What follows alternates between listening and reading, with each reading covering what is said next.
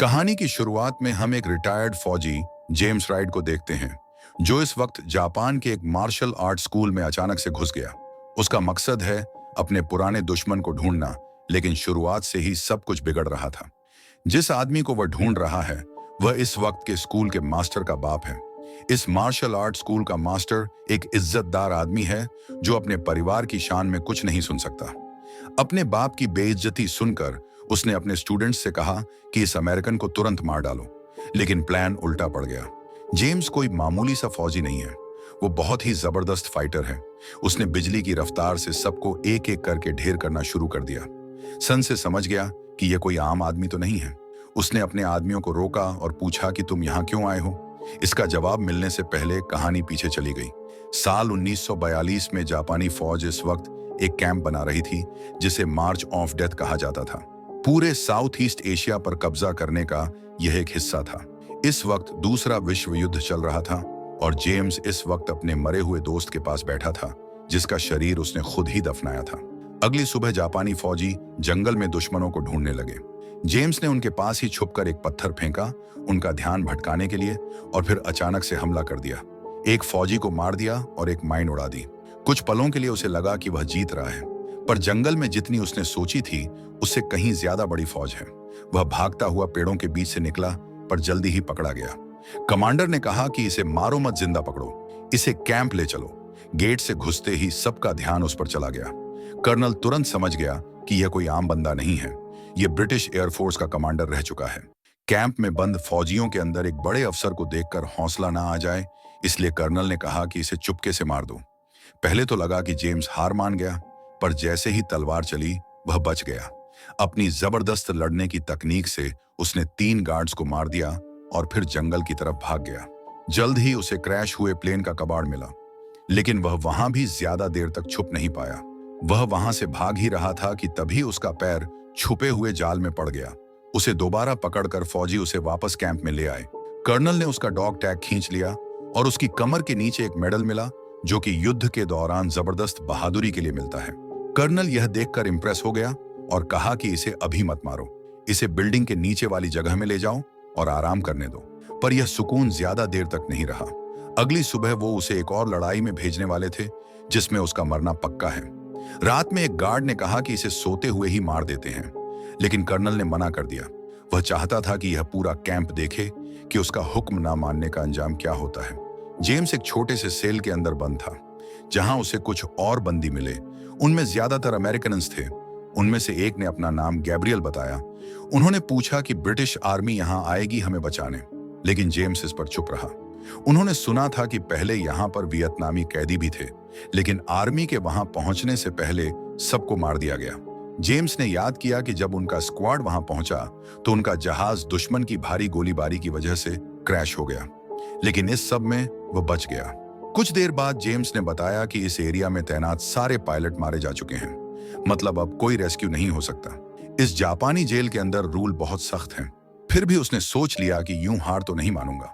उसने फैसला लिया कि वह दोबारा से यहां से भागने की कोशिश करेगा, पर बाकी कैदियों ने कहा कि सोचना भी मत, सब बेकार है।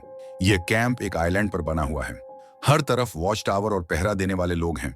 जो भी कभी यहां से भागता है वह पकड़ा जाता है। यह कैंप सबसे मजबूत और खतरनाक कैदियों को तोड़ने के लिए बनाया गया है। हम सब से मजदूरी करवाई जाती है ताकि इस कैंप की दीवारों को और मजबूत बनाया जाए।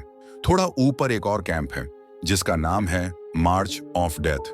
वहां से तो आज तक कोई वापस ही नहीं आया। किसी को नहीं पता कि वहां क्या होता है। अगली सुबह कंपाउंड में चीखों की आवाज से शुरू हुई। सभी सैनिक लाइन में ट्रेनिंग कर रहे थे। हवा में उनके जूतों की आवाजें और डिसिप्लिन की सख्ती महसूस हो रही थी। वहीं सजा देने का टाइम भी आ गया था। सिपाहियों ने जेम्स के हाथ बांधे और उसे मैदान के बीच में ले गए, लेकिन सबके सामने पहुंचने से पहले कमांडर ने रस्सियां काटने का आर्डर दिया और उसे वहां से हटा दिया। दरअसल कमांडर जेम्स को किसी बड़ी चीज के लिए बचा रहा था। असली तमाशा तो अभी बाकी है। 2 कैदियों को सजा मिलने वाली है, क्योंकि उन्होंने राशन में से खाना चुराकर अपने बेड के नीचे छुपा दिया था। उनकी सजा मौत तो नहीं थी, लेकिन कैंप के सबसे खतरनाक फाइटर के साथ उन्हें मुकाबला करना होगा। कैंप का सबसे जबरदस्त फाइटर बहुत डरावना लग रहा था। उसका शरीर किसी मशीन जैसा था। उसके मुक्के इतने तेज और ताकतवर लग रहे थे कि सबसे ताकतवर कैदी भी डरकर पीछे हट जाते। ये नजारा सबके दिलों में खौफ भरने के लिए था कि जापानी फौज से चोरी करने का क्या हश्र होता है। मैच के बाद सब लोग अब जेम्स की मौत का इंतजार कर रहे थे। ऐसे खतरनाक खिलाड़ी के सामने जेम्स के बचने का कोई चांस नहीं लग रहा था किसी को। लेकिन कुछ ही सेकंडों में जेम्स ने उस बड़े और खतरनाक फाइटर को सिर्फ 2 हमले करके गिरा दिया। कर्नल कुछ भी नहीं बोला, वह चुपचाप अपने टेंट में चला गया। टेंट में उससे एक सिपाही बात करने लगा कि सर, जेम्स को जिंदा नहीं रखना चाहिए। ऐसे आदमी को तो अपनी आखिरी सांस तक टॉर्चर करना चाहिए। लेकिन कर्नल कुछ अलग सोच रहा था।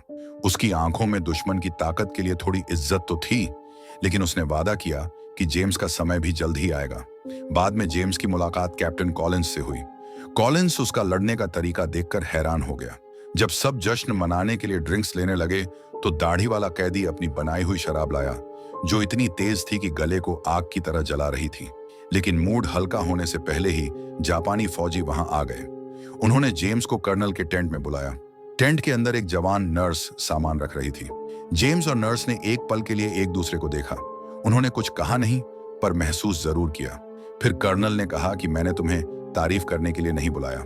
उसने जेम्स के फाइटिंग स्टाइल को पहचान लिया था। यह लड़ने का ऐसा तरीका है जिसे कभी जापान में बैन कर दिया था। फिर बात घूमकर जेम्स के मेडल पर आ गई। यह मेडल जेम्स का नहीं था, बल्कि उसके बाप का है। कर्नल ने बताया कि मेरे पिता भी फौज में ही थे। फिर उसने अपने मरे हुए ऑफिसर की तलवार निकाली और जेम्स के गाल पर एक हल्का सा कट लगा दिया, और फिर गार्ड्स को कहा कि इसे ले जाओ। यह सीधी सीधी बात थी कि जेम्स अब कल मरेगा।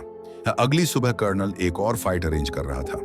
उसे पता था कि जेम्स का लड़ने का तरीका एक आदमी के लिए तो बहुत बढ़िया है, लेकिन बहुत सारे दुश्मनों के सामने काम नहीं करेगा। इसीलिए उसने अपनी टीम के सबसे ताकतवर फौजियों को उससे लड़वाया। लेकिन जेम्स तूफान की तरह हिला।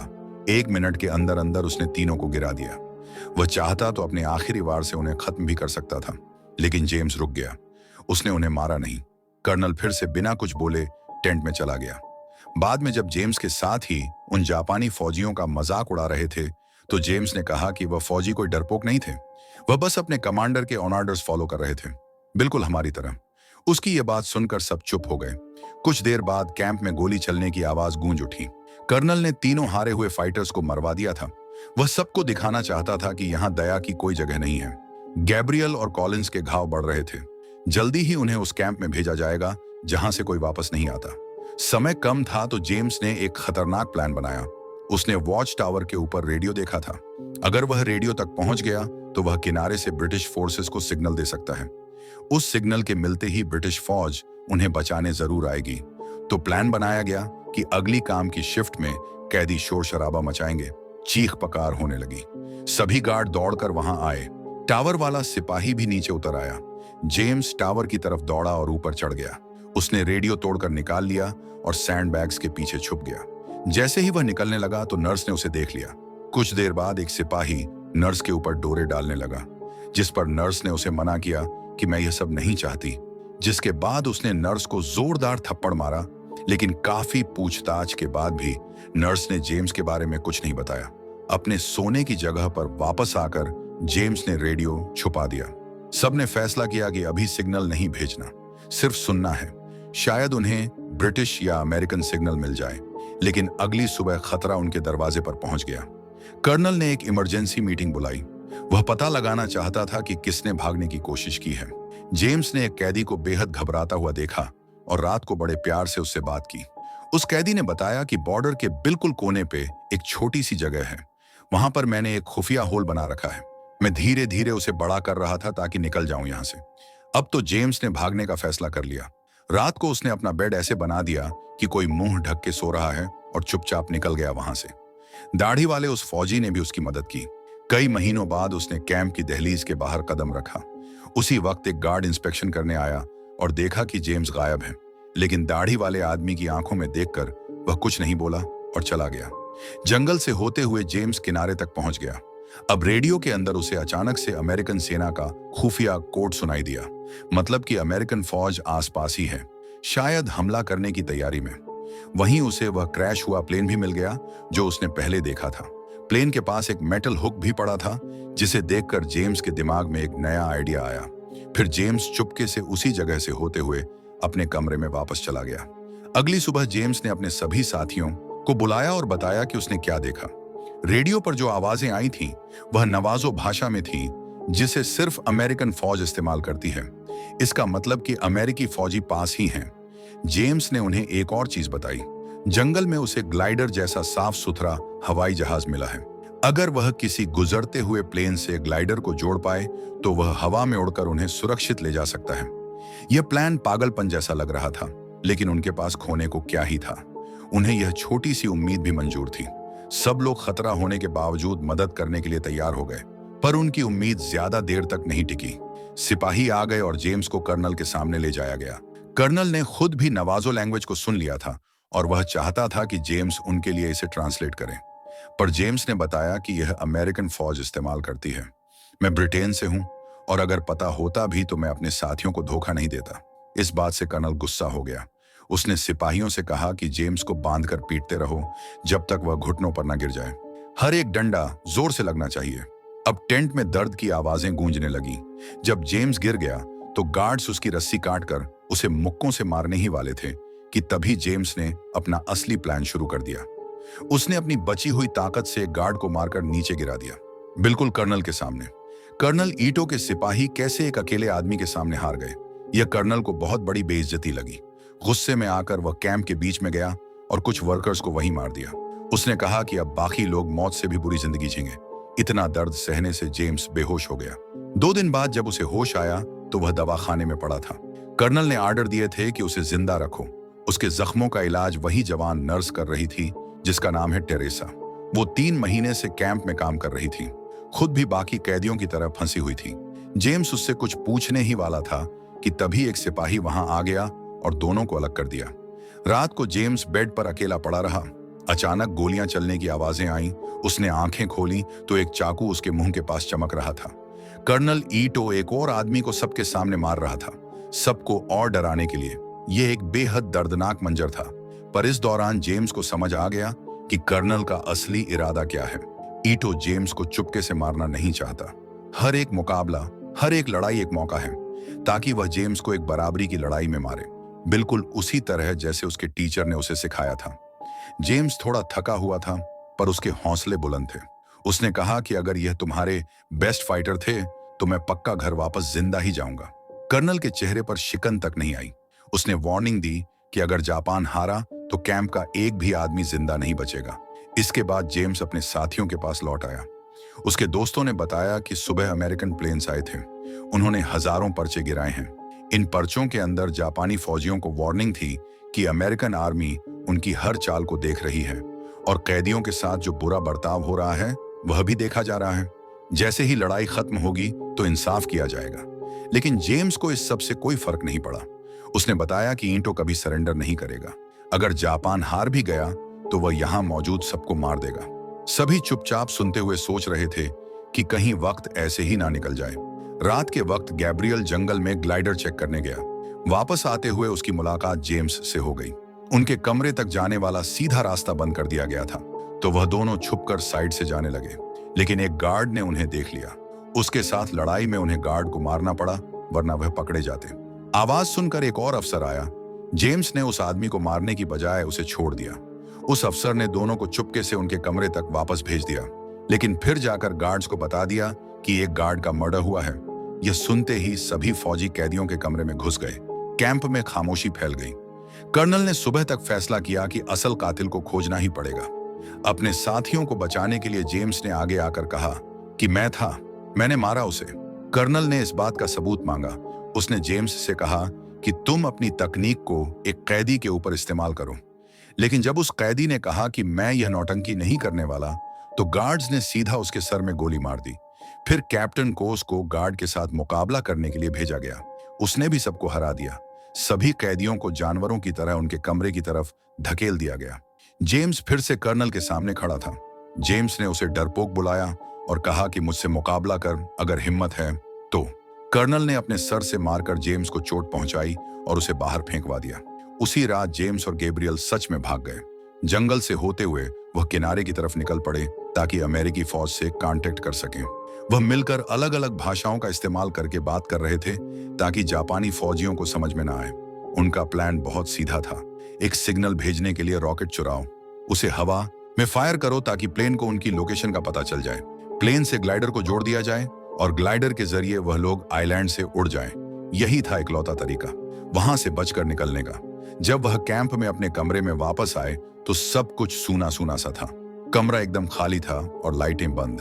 अचानक फौजियों ने अंदर घुसकर उन्हें भी बेहोश कर दिया। वह तब होश में आए जब एयरप्लेन ऊपर से गरज रहे थे। कैंप की नर्सों को आसमान की तरफ देखकर लगा कि शायद अमेरिकन सब आ गए हैं हमें बचाने के लिए। कुछ ही पल बाद पूरे कैंप में हंगामा शुरू हो गया। कैदियों को बांध दिया गया और पूरे टापू पर धमाकों की आवाज सुनाई देने लगी। अमरी फौज ने हमला कर दिया था। इस जगह से अब कर्नल ईटो का कंट्रोल चला गया था। गुस्से में आकर उसने सामने दिखने वाले हर एक इंसान को मारना शुरू कर दिया, चाहे वह सिपाही हो या कैदी। गोलीबारी के बीच जेम्स समझ गया कि उन्हें रेडियो तक पहुंचना होगा और अमेरिकी सिपाहियों से दोबारा बात करनी पड़ेगी। लेकिन जब वह रेडियो तक पहुंचे, वह पूरा टूट चुका था। अब उनकी अकेली उम्मीद थी टावर पर लगा हुआ ट्रांसमीटर। इस मौके पर नर्सेस ने हिम्मत दिखाई। उन्होंने गार्ड का ध्यान भटकाया, उनको पास बुलाया और फिर मार दिया। अब रास्ता साफ था। टावर के ऊपर गैब्रियल ने तुरंत इमरजेंसी सिग्नल भेजा। नीचे पूरे कैंप में पागलपन सा छा गया था। जापानी फौजी भागने की कोशिश कर रहे कैदियों पर गोली चलाने लगे। जेम्स यह सब चुपचाप नहीं देख सकता था। उसने भी एक राइफल पकड़ ली और गोली चलाने लगा। इससे कुछ गार्ड्स मर गए और बाकी कैदियों को भी हिम्मत मिल गई। धीरे धीरे कैंप में बहुत बड़ी बगावत हुई। कैदियों को जो मिला वह उससे लड़ने लगे। लड़ाई के बीच में कैप्टन कॉलिंस एक ऐसे अफसर के आगे आ गया जो शुरू से उसे परेशान करता था। लड़ाई बहुत तेज हो गई पर ज्यादा देर नहीं चली। कॉलिंस जीत ही रहा था, लेकिन तभी पीछे से किसी ने उसे गोली मार दी और वह वहीं गिर पड़ा। अपने दोस्त को यूं गिरते हुए देखकर जेम्स और गुस्से में आ गया। वो सीधा कर्नल के टेंट में घुस गया, जहां कर्नल ईटो तलवार लेकर खड़ा था। दोनों के बीच अब एक जबरदस्त लड़ाई छिड़ गई। आखिर में ईटो गिर पड़ा और जेम्स खड़ा रहा, बहुत थका हुआ, खून से भरा शरीर लिए, लेकिन अब वह जीत चुका था। गैब्रियल जेम्स को खींचकर बाहर ले गया। जहाज ऊपर घूम रहे थे और वक्त बहुत कम। वह दोनों वहां से भागने लगे। एक फौजी ने राइफल उठाई उन दोनों को पीछे से गोली मारने के लिए, लेकिन कर्नल ईटो ने उस फौजी की बंदूक को अपनी तलवार से हटा दिया। उसने उन दोनों को जाने दिया। ये जीतने वाले की तरफ इज्जत दिखाने का उसका तरीका था। जेम्स और गैब्रियल जंगल से भागते हुए ग्लाइडर तक पहुंच गए। ऊपर मंडरा रहे अमेरिकी प्लेन्स ने अपना आखिरी हमला शुरू कर दिया। इतने में जापानी फौजी पेड़ों के बीच से निकले हमला करने के लिए, लेकिन प्लेन्स ने गोलियां चलानी शुरू कर दी। सारे जापानी फौजी वहीं मारे गए। अच्छे बुरे सभी खत्म हो गए। इस धुएं और लड़ाई के बीच में जेम्स ने टो करने वाली केबल उठाई और ग्लाइडर पर लगा दी। एक अमेरिकी जहाज पास से निकला और केबल पकड़ ली, जिसके बाद ग्लाइडर हवा में उड़ गया। आइलैंड धीरे धीरे नीचे छोटा होता गया। दोनों ने कसम खाई कि एक दिन वापस आएंगे और बाकी लोगों को भी बचाकर ले जाएंगे यहां से। सालों बाद यही कसम जेम्स को जापान के उस छोटे मार्शल आर्ट स्कूल तक ले आई थी। वो उस आदमी को ढूंढने आया था जिसने कर्नल ईटो को सिखाया था। वहां के नए मास्टर ने अपने स्टूडेंट्स को भेज दिया और जेम्स की बात ध्यान से सुनने लगा। मास्टर ने बताया कि मेरे पिता और पुराने गुरु 1 साल पहले मर गए। मरने से पहले उन्होंने बताया था कि एक दिन एक फिरंगी आएगा, एक आदमी जो उस तकनीक से लड़ता है जिसे सालों पहले बैन कर दिया गया था। मास्टर ने जेम्स से कहा कि तुम अपनी तकनीक दिखाओ। जेम्स थोड़ा शांत हुआ और कुछ घातक मूव्स दिखाए, लेकिन वार नहीं किया। मास्टर समझ गया कि यही वह इंसान है जिसकी बात की गई थी। फिर उसने एक छोटा सा लकड़ी का डब्बा निकाला। उसके अंदर जेम्स के पिता का वह मेडल और एक डॉग टैग था। 2 ऐसे योद्धा जो शायद किसी और समय में एक दूसरे के दुश्मन होते, लेकिन अब शांति में एक साथ खड़े हैं। वीडियो पसंद आई तो लाइक कर देना, चैनल को सब्सक्राइब कर लेना।